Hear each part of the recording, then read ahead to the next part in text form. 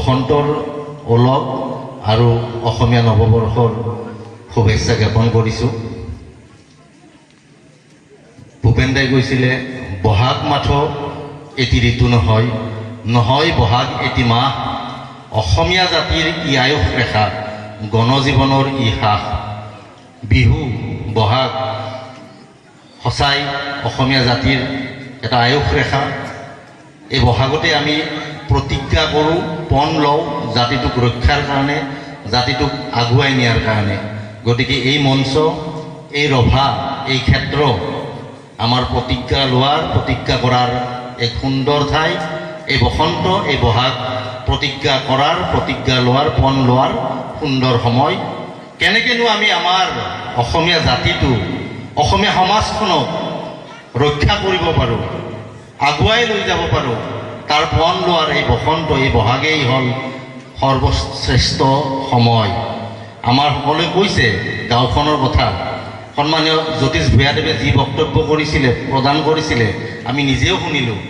সঁচাই এই গাঁওখন, আমি যে সৰুতে পঢ়িছিলোঁ, শুৱনি আমাৰ গাঁওখনি অতি শুৱনি গছেৰে ভৰা, ডাল ভৰি ভৰি ফল ফুল লাগে, কত পাও তল সৰা। তেনেকুৱা এখন আদৰ্শ গাঁও, এনেকুৱা আদৰ্শ গাঁও য'ত সন্মুখত নামঘৰ, স্কুল, পুখুৰী বা ইয়াৰ মানুহ যিখিনি আছে, আৱাসী গাঁৱৰ গঞা মানুহখিনিৰ যিটো ব্যক্তিত্ব, চৰিত্ৰ নিশ্চিতভাৱে আদৰ্শনীয়।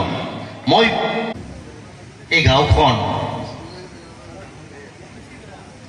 আদৰ্শৰ কাৰণ, বিশেষকৈ এই গাঁওখনৰ মাঘৰ যিটো অনুষ্ঠান, বাহিৰত থকা বা বিয়া হৈ যোৱা যিখিনি মানুহ, ছোৱালী, তেওঁলোক আৰু তেওঁলোকৰ জোৱাইসকলক আদৰি আনি যিটো অনুষ্ঠান কৰা হয়, সেই অনুষ্ঠানটোত মই নিজেও খুবেই অনুপ্ৰাণিত। আৰু বিভিন্ন ঠাইত সভা সমিতিত অংশগ্ৰহণ কৰোঁতে গাঁওবিলাকত এই কথাটো মই নিজেও কৈ ফুৰোঁ যে ক্ষুদ্ৰ কোলাতী নামৰ বৰভাগৰ যিখন গাঁও, সেই গাঁওখনৰ এই যিটো আদৰ্শ, সেই আদৰ্শটো আমি গ্ৰহণ কৰিব লাগিব। আৰু মানুহখিনি হয় সমসাময়িকভাৱে আমাৰ নতুন প্ৰজন্ম, ডেকা প্ৰজন্মখিনিয়ে সামাজিক কামৰ প্ৰতি দায়বদ্ধতা, সামাজিক কামৰ প্ৰতি যি দায়বদ্ধতা থাকিব লাগিছিলে, সেই দায়বদ্ধতাখিনি বিভিন্ন ক্ষেত্ৰত, বিভিন্ন সমাজত আমি দেখিবলৈ নোপোৱা হৈছোঁ। কিন্তু তাৰ মাজতো ক্ষুদ্ৰ কোলাতীৰ দুই এজনক বাদ দি হ'লেও প্ৰায় আটাইখিনি ডেকা বন্ধু, সকলোৰে লগত মোৰ চিনাকি, প্ৰায়খিনি ডেকা বন্ধুৱে সামাজিক কামবিলাকত যিভাৱে আগৰণুৱা হৈ কৰ্মক্ষেত্ৰত নামি পৰে, সামাজিক ক্ষেত্ৰত, সেই কথাখিনিও কিন্তু আদৰ্শনীয়, অনুকৰণীয়। গতিকে সমাজত চন্দন কলিতাই কৈছে বৰভাগৰ ভিতৰত ক্ষুদ্ৰ কোলাতীৰ এই কথাবিলাক সঁচাই অনুকৰণীয়। আমাৰ শাস্ত্ৰত কোৱা আছে যে সত্য যুগত জ্ঞান শক্তি, ত্ৰেতা যুগত মন্ত্ৰ বা যজ্ঞ শক্তি, দ্বাপৰ যুগত যুদ্ধ শক্তি, আৰু কলিৰ যুগত কিছুমানে কয় নাম, আৰু আমি কি বুলি কৈছোঁ সংঘ শক্তি। আমি যদি এনেকুৱাকৈ সংঘবদ্ধভাৱে আগবাঢ়ি যাব পাৰোঁ, তেতিয়াহ'লে সঁচাকেই সমাজখনে আমাক আদৰ্শ হিচাপে গ্ৰহণ কৰিব।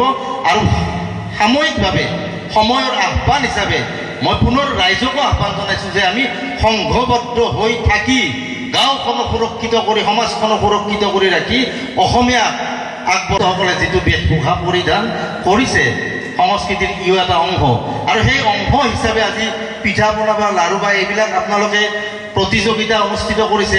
আজিকালি প্ৰতিযোগিতা হয়, নহ'লেতো মানুহ নাহেই। গতিকে তাৰ লগে লগে আৰু এটা মই কথা কৈছোঁ, আজিকালি খাদ্যবিলাক খুব ভেজাল হৈ গৈছে।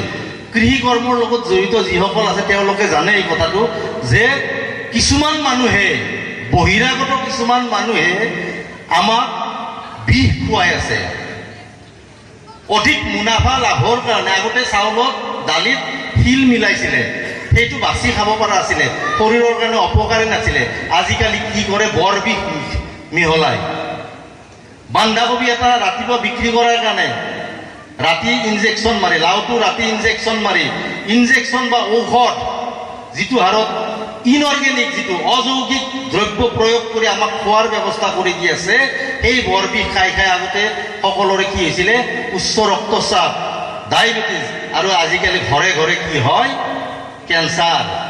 গতিকে তাৰে কাৰণে আগতে কৈছিলে যে পানী, অসমৰ পানী বেয়া, সেইকাৰণে আমি খাৰ খাব লাগে, খাৰ খোৱা অসমীয়া বুলি কৈছিলে। আজিকালি খাদ্য যিহেতু বেয়া হৈ গৈছে, গতিকে কোনোবাই যদি ঘৰত বাদো দিছে, কাৰণ খাৰটোও আমাৰ সংস্কৃতিৰ অংশ।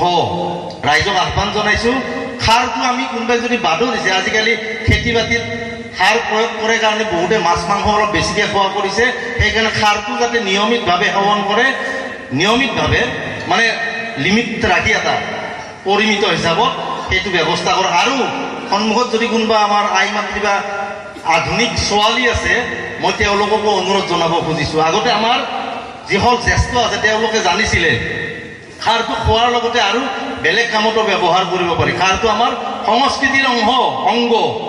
খাৰটো আমি বিউটি পাৰ্লাৰত নোযোৱাকৈ থকাৰ কাৰণে খাৰটো আমি চুলিত শ্বেম্পুত খৰচ কৰাত যদি আমি ৰোধ কৰিবলগীয়া হয়, শ্বেম্পুৰ সলনি আমি যদি খাৰ ব্যৱহাৰ কৰোঁ, মই কিন্তু নিজে খাৰ ব্যৱহাৰ কৰোঁ, বিশ্বাস কৰে বা নকৰে, মই নিজে খাৰ ব্যৱহাৰ কৰোঁ। খাৰ ব্যৱহাৰ কৰক, তাতে একো বেয়া বস্তু নাথাকে, চুলি টাইট হৈ থাকিব, টান হৈ থাকিব। আমি খাৰ খোৱা অসমীয়া, খাৰ আমাৰ নিত্য নৈমিত্তিক কামত ব্যৱহাৰ হ'ব। মই অপ্ৰাসংগিক যদিও নহয়, অপ্ৰাসংগিক নহয়, কথাখিনি কৈছোঁ অলপ দীঘলীয়াকৈ কৈছোঁ, সন্মুখত যিহেতু অলপ মানুহো আহক। খাৰটো আমি ব্যৱহাৰ কৰিব লাগিব, খাৰ খোৱা অসমীয়া আমি। খাৰটো খোৱাৰ লগতে শ্বেম্পুৰ সলনি, চাবোনৰ সলনি ব্যৱহাৰ কৰি চাওক। আমাৰ যুৱতী বান্ধৱীসকলে ব্যৱহাৰ কৰি চাওক, শ্বেম্পুৰ ব্যৱহাৰ নকৰিলেও হ'ব। গতিকে ৰাইজ, মই খোৱা লোৱাৰ খাদ্যৰ কথাও ক'লোঁ, সংস্কৃতিৰ কথা এনেকুৱা, আমি সংঘবদ্ধ হৈ থাকিব লাগিব, নহ'লে কি হৈ আছেতো আমি দেখাই পাই আছোঁ। আমি নৃত্য গীত কৰি গান বাজনা কৰি থাকোঁতে মোগল আহি আমাৰ আগতে কৈছিলে জোৰপুৰি হাত পোৱা বুলি, এতিয়া জোৰপুৰি হাত নহয়, যাওঁ অৱস্থা, আমি সংখ্যালঘু হৈ গৈছোঁৱে। গতিকে কিমান দিন আমি অসমীয়া হিচাপে অসমত জীয়াই থাকিব পাৰিম, সেই কথাটো আমি দুশ্চিন্তাত ভুগি থাকিবলগীয়া হৈছে। গতিকে নৃত্য গীত কৰাৰ লগে লগে সাংস্কৃতিক উৎসৱ পালন কৰাৰ লগে লগে এই কথাবিলাকো আমি চিন্তা কৰিব লাগিব। তেতিয়াহে প্ৰকৃতপক্ষত গণজীৱনৰ সাহ ৰূপে আমি বিহুতি বা বহাগক আমি মান্যতা প্ৰদান কৰা হ'ব ৰাইজ। গতিকে এই কথাবিলাক আপোনালোকে চিন্তা কৰিব। এনেই আমি অসমীয়া জাতিটো উৎসৱপ্ৰৱণ জাতি হিচাপে ইতিমধ্যেই পৰিগণিত হৈ গৈছোঁ।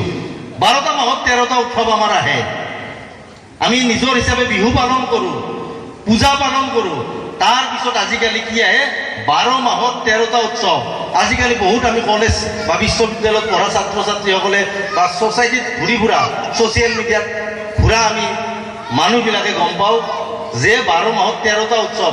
আজিকালি বিভিন্ন দেশৰ পৰদেশৰ উৎসৱবিলাক আমি বেছিকৈ পালন কৰা হৈছোঁ, যিবিলাক উৎসৱে আমাৰ অৰ্থনৈতিক অৱস্থাত খুবেই আঘাত কৰিছে আৰু অসমীয়াৰ অৰ্থনীতি নিম্নগামী হৈ যোৱাত সুবিধা কৰি দিছে।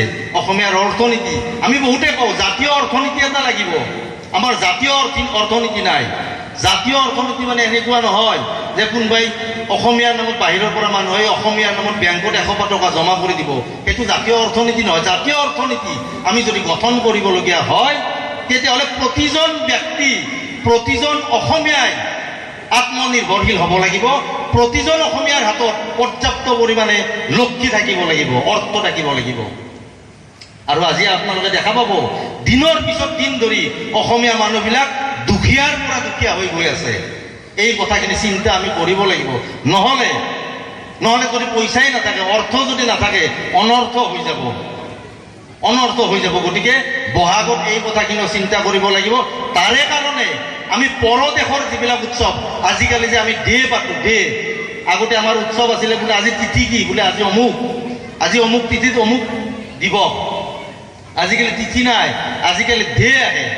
খুব দ্ৰুত গতিত বৃদ্ধি পাইছে বাৰ্থডে। এটা বাৰ্থডে বুলি এটা দ্ৰুত গতিত বৃদ্ধি পাইছে। কেক নোহোৱাকে কোনো জন্মদিন আজিকালি পালন কৰা নহয়। কেকটোতো আমাৰ নহয়, কেক সংস্কৃতি আমাৰ নহয়।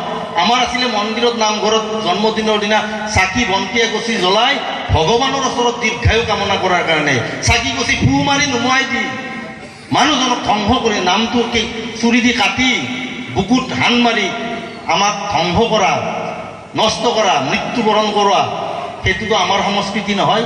দেহটো বন্ধ কৰিব লাগিব।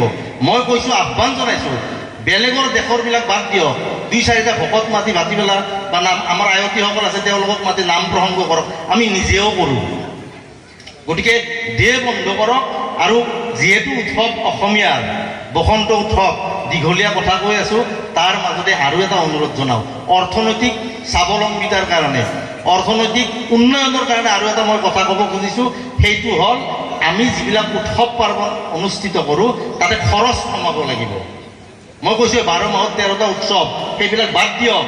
যিখিনি নাপাতিলে নহয়, বিহুটো নাপাতিলে নহ'ব, বিহুটো পাতক। লগতে ব্যক্তিগত অৰ্থনীতিৰ উন্নতিৰ কাৰণে আমি নিজাকে যিবিলাক পাতোঁ, যিবিলাকে সমাজত প্ৰভাৱ পেলায়, সেইবিলাক অনুষ্ঠান আমি কমাব লাগিব।